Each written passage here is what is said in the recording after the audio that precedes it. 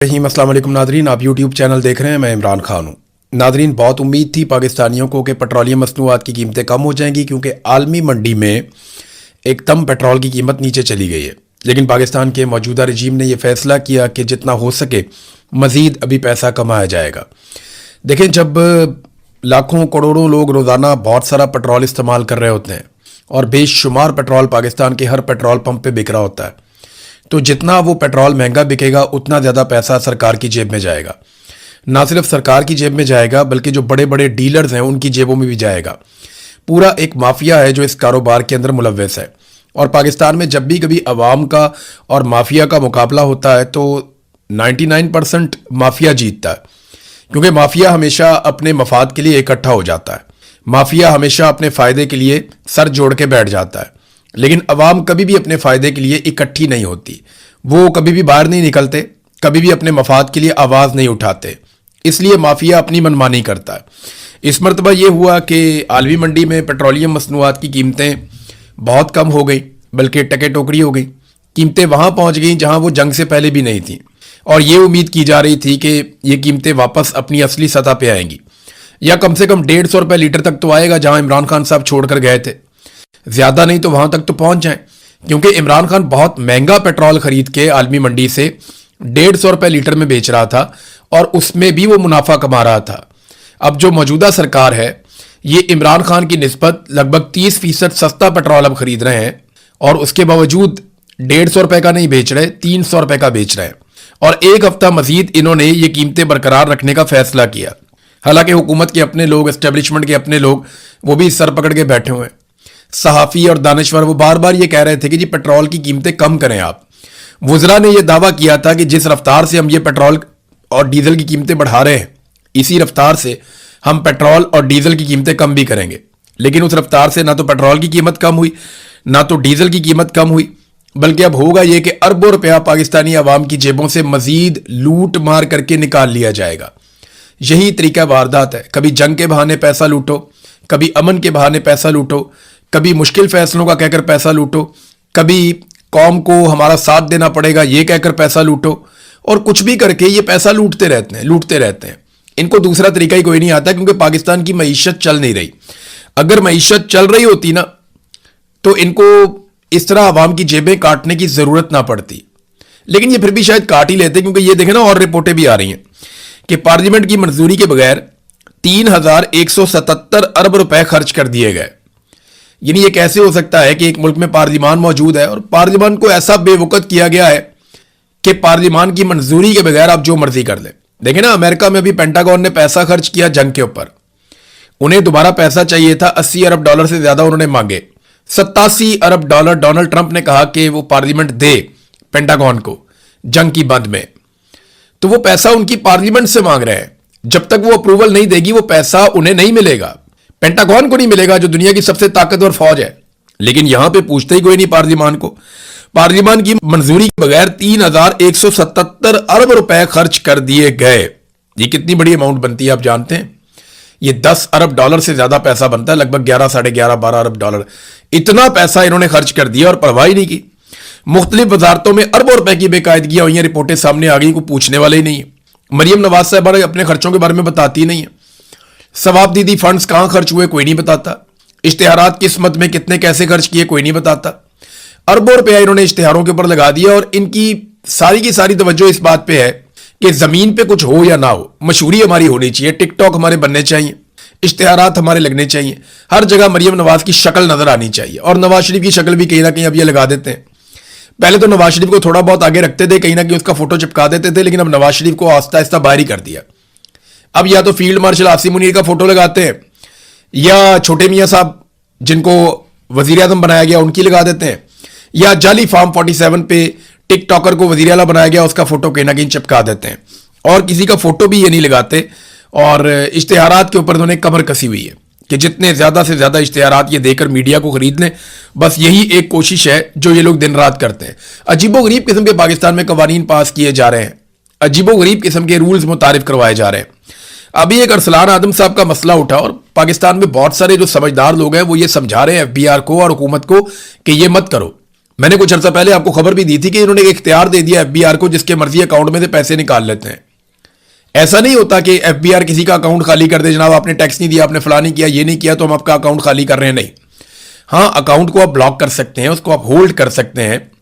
آپ پیسے نکال نہیں سکتے, پیسوں کو ہولڈ کر سکتے ہیں اور پھر اس کا مقدمہ چل سکتا ہے.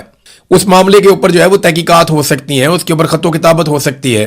یہاں پوری دنیا میں ایسا ہوتا ہے کہ کوئی ایسی ٹرانزیکشن ہو جائے یا کچھ اس قسم کی ٹرانزیکشن جس سمجھ نہ آئے بینک کو, یا سسٹم میں کہیں خرابی ہو جائے تو وہ فوری طور پہ بلاک کر دیتے ہیں, تمام پیمنٹس کو بلاک کر دیتے ہیں, ہولڈ کر دیتے ہیں. اس کے بعد آپ درخواست دیتے ہیں, وہ سسٹم اس کو دیکھتا ہے اور اس کے بعد آپ کو واپس آپ کی سہولت مل جاتی ہے. لیکن پاکستان میں انہوں نے عجیب و غریب کام کیا. جناب آپ بیٹھے ہوئے ہیں گھر میں یا کہیں پہ بھی, آپ سو رہے ہیں, FBR آپ کے بینک میں سے پیسہ نکال کر لے جائے گا. جب آپ یہ کریں گے تو مجیب الرحمان شامی صاحب نے بھی اس کے اوپر ایک سٹیٹمنٹ دیا. انہوں نے کہا جی اس طرح تو لوگ اپنا پیسہ بینکوں میں رکھنا ہی چھوڑ دیں گے. تو جب لوگ بینکوں میں پیسہ رکھیں گے نہیں تو کاروبار کیسے کریں گے, اور کاروبار کے اندر تو لوگوں کی ویسی ہی دلچسپی نہیں ہے. تو اگر لوگ بینکوں میں پیسہ نہیں رکھیں گے تو سرکار کو کیسے پتا چلے گا کتنا پیسہ کہاں سے آ رہا ہے اور کہاں پہ جا رہا ہے. تو سرکار تو پھر ٹیکس مانگ ہی نہیں سکے گی. یہ حالات ہو جائیں گے سرکار کے. تو یہ بہت عجیب و غریب چیزیں ہیں جو پاکستان میں کی جا رہی ہیں. دنیا ترقی کر رہی ہے, آگے کی طرف جا رہی ہے, وہ پیپر لیس منی کی طرف جا رہے ہیں, اور ہمارے یہاں پہ مجبور کیا جا رہا ہے کہ لوگ پرانے نوٹوں کو اور چیزوں کو اکٹھا کر کے اپنی تجوریوں کے اندر بھریں اور اپنے پیسے کو سرکار سے بچائیں. ورنہ کسی بھی وقت سرکار کا موڈ خراب ہو گیا, یا انہیں پیسے چاہیے ہوئے, یا کسی کی شکل سرکار کو پسند نہیں آئی, یا آپ کا موقف سرکار کو پسند نہیں آیا, تو آپ کا پیسہ نکال کے وہ سائڈ پہ کر دیں گے. پھر آپ عدالتوں میں کیس کرتے رہے, آپ عدالتوں کے چکر لگائیں, آپ وکیلوں کے چکر لگائیں, وکیلوں کی فیسیں بھرتے رہے, آپ کے پیسے آپ کو واپس ملیں گے یا نہیں ملیں گے اس کی کوئی گارنٹی نہیں ہے. کسی کا پیسہ جب چاہے وہ ضبط کر لیں. تو جو لوگ پاکستان میں بینکوں میں پیسہ رکھتے ہیں ان کو اس پہ آواز اٹھانی چاہیے, شور مچانا چاہیے, اور حکومت کو ہوش کے ناخن لینے چاہیے کہ یہ حرکتیں کرنے کے بعد آپ الٹا پاکستان کے بینکنگ سیکٹر کو اور پاکستان کی معیشت کو مزید نقصان پہنچا دیں گے. ناظرین, امریکہ اور ایران کے بیچ میں دوبارہ سے لڑائی شروع ہو گئی. میں آپ کو بتا دوں ایکچولی ہوا کیا. ڈونلڈ ٹرمپ کے سٹیٹمنٹ سے آپ کو میں شروع کر دیتا ہوں. سب سے پہلے تو یہ ہوا کہ ڈونلڈ ٹرمپ کا یہ کہنا ہے کہ خلاف ورزی جو ہے جنگ بندی کی وہ ایران نے کی ہے, جبکہ ایران کا یہ کہنا ہے کہ جنگ بندی کی خلاف ورزی امریکہ نے کی ہے. ہوا یہ کہ میں نے آپ کو رپورٹ کیا تھا کہ ایک دن پہلے عمان کے قریب سے ایک نیا راستہ بنانے کی کوشش کی تھی امریکنز نے کہ یہاں سے وہ آئل ٹینکرز کو اور بحری جہازوں کو نکالیں گے آبنائے ہرمز میں سے. تو ایران نے فوری طور پہ وارننگ جاری کی تھی اور یہ کہا تھا کہ یہاں سے پیچھے ہٹ جائیں, اور کچھ جہاز واپس چلے گئے تھے. اب امریکہ یہ کہہ رہا ہے کہ ایران نے صرف وارننگ جاری نہیں کی تھی بلکہ ایران نے وہاں پہ ڈرون فائر کیے تھے, جن میں سے 3 ڈرون ایسے تھے جنہیں ناکام بنا دیا گیا, اور ایک ڈرون آ کر ایک سنگاپور کا جہاز بتایا جا رہا ہے جس کا نام ہے MV ایور لولی. وہ کہتے ہیں جی اس جہاز کو آ کر ایک ڈرون لگا جس سے نقصان ہوا. تو یہ جنگ بندی کی خلاف ورزی کی ہے ایران نے. امریکہ کا سٹیٹمنٹ یہ ہے. اور اس کے بعد انہوں نے کہا جی پھر ہم نے ایران پہ حملہ کرنا تھا. اب جو ایران پہ امریکہ نے حملہ کیا ہے اس کے مطابق امریکی جو سینٹرل کمانڈ ہے وہ تصدیق کرتے ہیں کہ انہوں نے ایران کے اندر میزائل اور ڈرون کے گوداموں اور ریڈار کے مراکز کے اوپر بمباری کی ہے. جہاں سے وہ ڈرون اڑاتے ہیں, جہاں سے وہ میزائل اڑاتے ہیں, اور جہاں پہ ان کے ریڈار لگے ہوئے ہیں, ان مراکز کے اوپر امریکہ نے بمباری کی ہے. امریکہ کے مطابق یہ جوابی کارروائی تھی کیونکہ ایران نے 25 جون کو سنگاپور کے ایک کارگو جہاز پر ڈرون حملہ کیا تھا جب وہ جہاز عمان کے رستے آبنائے ہرمز سے گزر رہا تھا. اب دیکھیں آبنائے ہرمز کے معاملے میں ایران اور عمان نے ذمہ داری اٹھائی ہے اور امریکہ نے انہی کے ساتھ بات چیت کی ہے. تو ایران اور عمان کا یہ کہنا ہے کہ یہاں سے جو جہاز گزریں گے انہیں ہم گزاریں گے. یہ پہلے کی طرح کبھی نہیں ہو سکتا. ہم ماحول کو بچانے کے لیے اور سیکورٹی پرووائڈ کرنے کے لیے ایک فیس لیں گے, جبکہ امریکہ کہتا ہے یہاں پہ کوئی ٹیکس نہیں لیا جا سکتا. اب اس چیز کا ابھی تک پھڈا پڑا ہوا ہے, ان معاملات کو طے ہونا. لیکن اس بیچ میں امریکہ نے وہاں سے کچھ جہازوں کو گزارنے کی کوشش کی جس سے ایک ٹینشن کریٹ ہوئی, اور اب امریکہ نے باقاعدہ بمباری کر دی ہے ایران کے اوپر. بمباری کے بارے میں جو ایران کا سٹیٹمنٹ ہے وہ بھی میں آپ کے سامنے رکھ دیتا ہوں. یعنی امریکہ نے تو بڑا کیٹیگوریکلی کہا کہ ہم نے حملہ کیا, ہم دوبارہ بھی حملہ کریں گے, اور ہم نے حملہ اس لیے کیا کیونکہ ایران نے جنگ بندی کی خلاف ورزی کی ہے. اور یہ ایکسپریس پہ بھی خبر چھپی ہوئی ہے, BBC پہ بھی چھپی ہوئی ہے, ہر جگہ پہ یہ خبر آ رہی ہے. اور وہ یہ کہہ رہے ہیں کہ ایران کا یہ اقدام عالمی تجارت کی اہم گزرگاہ آبنائے ہرمز میں بحری آمد و رفت کی آزادی کے لیے بھی خطرہ ہے, لہذا جناب امریکہ نے یہ بمباری کر دی ہے. اب اس کے جواب میں جو ایران نے سٹیٹمنٹ دیا وہ یہ ہے. پاسداران انقلاب کا کہنا ہے کہ ایرانی بحریہ اور فضائیہ نے ایران کے شہر سریک پر ہونے والے امریکی حملے کا مقابلہ کرتے ہوئے حملہ آور افواج کو پسپا ہونے پر مجبور کر دیا۔ پاسداران انقلاب نے دعویٰ کیا کہ امریکی حملہ ناکام بنا دیا گیا ہے اور خبردار کیا ہے کہ امریکی حملے کا جواب اب دیا جائے گا۔ یعنی اب جو بمباری امریکہ نے ایران میں کی ہے اس کے بدلے میں ایران امریکہ پہ بمباری کرے گا۔ کہاں کرے گا، کس وقت کرے گا، وہ ایران نے نہیں بتایا، لیکن انہوں نے کہا جی کہ ایران کا رد عمل تیز ہوگا اور فیصلہ کن ہوگا، اور وہ ایسے وقت اور مقام پر کیا جائے گا جس کا انتخاب ایران خود کرے گا۔ اب دیکھیں نا، ایران نے اگر جوابی کارروائی کرنی ہے تو اس کو فوری طور پہ کرنی پڑے گی۔ ابھی تک یہ تیسرا ایسا موقع ہے جب ایران کے اوپر اٹیک کیا گیا اور ایران نے صبر کا مظاہرہ کیا۔ یعنی لاسٹ 2 ایسے موقع ہو چکے ہیں، ایک اسرائیل کی جانب سے اور اس کے بعد ایک امریکہ کی جانب سے بھی، جب ایران نے واپس جوابی کارروائی نہیں کی۔ اور وہ نہ کرنے کی وجہ یہ ہے کہ جو دوست اسلامی ممالک ہیں جن میں قطر، پاکستان اور مصر وغیرہ شامل ہیں، انہوں نے ایران کو جوابی کارروائی سے باز رکھا تاکہ مذاکرات میں خلل پیدا نہ ہو۔ اب تیسری مرتبہ یہ انسیڈنٹ ہوا ہے۔ ایران کو اگر جوابی کارروائی کرنی ہے تو وہ فوری طور پہ کرے گا، میرے خیال میں اگلے 24 گھنٹوں کے اندر۔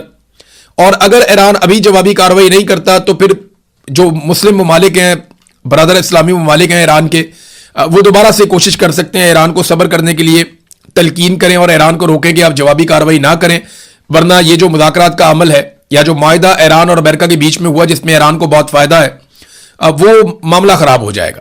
دیکھیں، امریکنز کو یہ بات بھی سمجھ آ گئی ہے کہ ایرانیوں نے نہ تو میدان میں لڑائی ہاری ہے، نہ ہی ایرانیوں نے لڑائی ہاری ہے ٹیبل پہ، اور ٹیبل پہ بھی جو کچھ ایرانیوں نے حاصل کر دیا ہے وہ کچھ کم نہیں ہے۔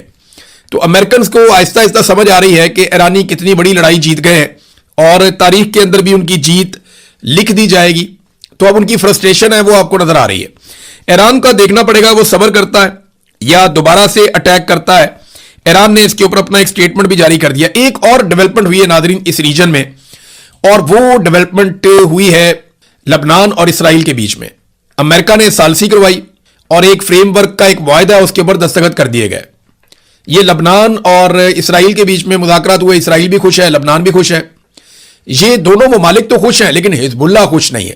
حزب اللہ نے اس کے خلاف بھی سٹیٹمنٹ جاری کیا ہے، اور حزب اللہ کا کہنا ہے کہ وہ اس طرح سرنڈر نہیں کریں گے اسرائیل کے سامنے۔ دیکھیں، اس کو ذرا تھوڑا آپ کو سمجھنا پڑے گا کہ لبنان کے اندر جو حکومت ہے وہ اتنی مقبول نہیں ہے، وہاں پہ حزب اللہ حکومت سے زیادہ مقبول ہے، لیکن حکومت حزب اللہ کی نہیں ہے۔ حزب اللہ کے لوگ حکومت کا حصہ ضرور ہیں۔ اب یہ کس طرح مینج کیا گیا ہے اس کے لیے ایک بڑا لمبا ویلاگ کرنا پڑے گا، لیکن فی الحال حزب اللہ لبنان میں حکومت پہ نہیں ہے، اور جو حکومت لبنان کی ہے وہ عوامی حکومت نہیں ہے کہ بڑے پیمانے پر جو ہے وہ عوام اس حکومت کے ساتھ کھڑی ہو، مقبولیت جو ہے وہ حزب اللہ کے ساتھ ہے۔ اب معاملہ یہ ہے کہ جو حکومت ہے اب وہ حزب اللہ سے بھی اس کو پرابلم دیں، اور اسرائیل کے ساتھ ان کے معاملات اچھی طرح طے ہو جاتے ہیں، امریکن کے ساتھ ان کے تعلقات اچھے ہیں۔ تو اب امریکن نے ثالثی کروائی ہے اور حزب اللہ کو باہر رکھ کر ایک معاہدہ کر لیا لبنان نے اور اسرائیل نے۔ اب حزب اللہ اس معاہدے کو جو ہے وہ ایک کمزوری سمجھ رہا ہے، یعنی وہ اس طرح کا معاہدہ نہیں کرنا چاہتے تھے۔ وہ کہتے ہیں جی جو اسلام آباد کا ہمارا معاہدہ ہے، جو معاملہ چل رہا تھا ایران اور امریکہ کے بیچ میں، اس کی روشنی میں ہمیں آگے بڑھنا چاہیے تھا۔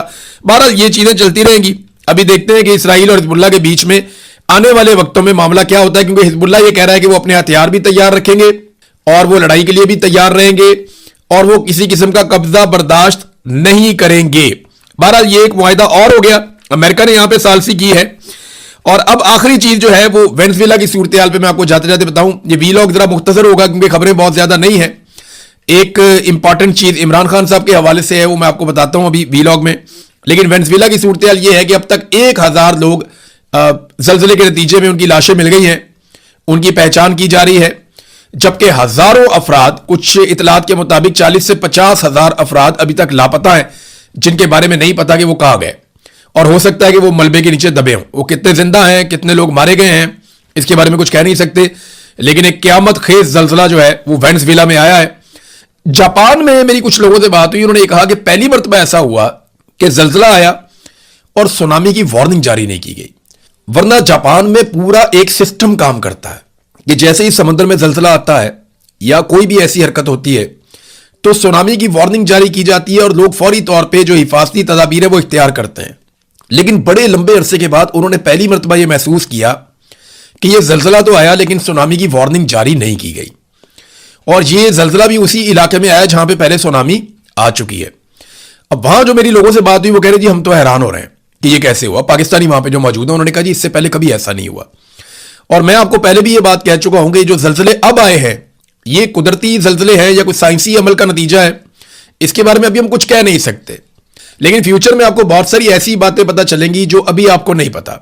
यानी बहुत सारे साइंटिस्ट ये कहते हैं कि मसनूई जलजले पैदा किए जा सकते हैं, बहुत सारी ऐसी तबाही लाई जा सकती है जो आप मैदान जंग में हासिल नहीं करते वो आप किसी और तरह कर सकते हैं। लेकिन अभी मैं कोई क्लेम नहीं कर रहा, लेकिन ये जो लोग मारे गए हैं ये बहुत बड़ी तादाद है वेनेजुएला में। अब आ जाए नाज़रीन इमरान खान साहब के बारे में, जो मैंने एक खबर आपको कहा था, मैं जाते जाते आपको बताऊंगा कि मामला पहुंचा कहां तक। सादी बात यह है कि इमरान खान साहब को एंगेज करने की कोशिश कल भी हो रही थी, आज भी हो रही है, और एंगेज करने वाले एस्टेब्लिशमेंट के लोग हैं। वजह यह है कि मौजूदा जो उनका पूरा तजर्बा है बुरी तरह नाकाम हो गया।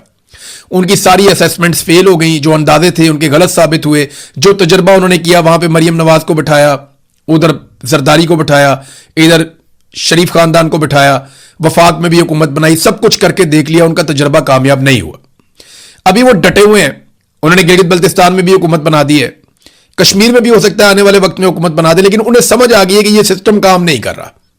तो इमरान खान को एंगेज करना पड़ेगा। इमरान खान को एंगेज करेंगे, वो जेल से बाहर आएंगे तो शायद पॉलिटिकल इस्तेहकाम पैदा हो।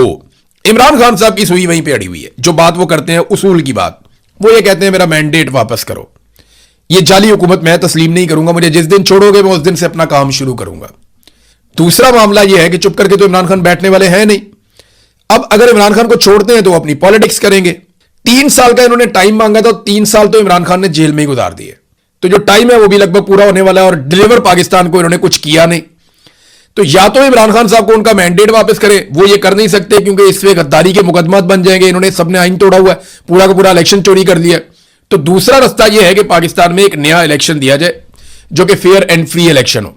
आसिम मुनीर साहब ये कभी नहीं चाहेंगे और ना ही शहबाज शरीफ या जरदारी ये चाहेंगे, लेकिन पाकिस्तान की मिलिट्री को यह सोचना पड़ेगा और इदारों को और तमाम जितने पाकिस्तान के स्टेक होल्डर्स हैं उनको यह सोचना पड़ेगा कि क्या इन 4-5 लोगों की जिद की वजह से वो पूरे मुल्क का नुकसान कर सकते हैं, सारे इदारों का नुकसान कर सकते हैं और इतना बड़ा नुकसान कर सकते हैं जिसका मुनाफा बहुत छोटा सा है।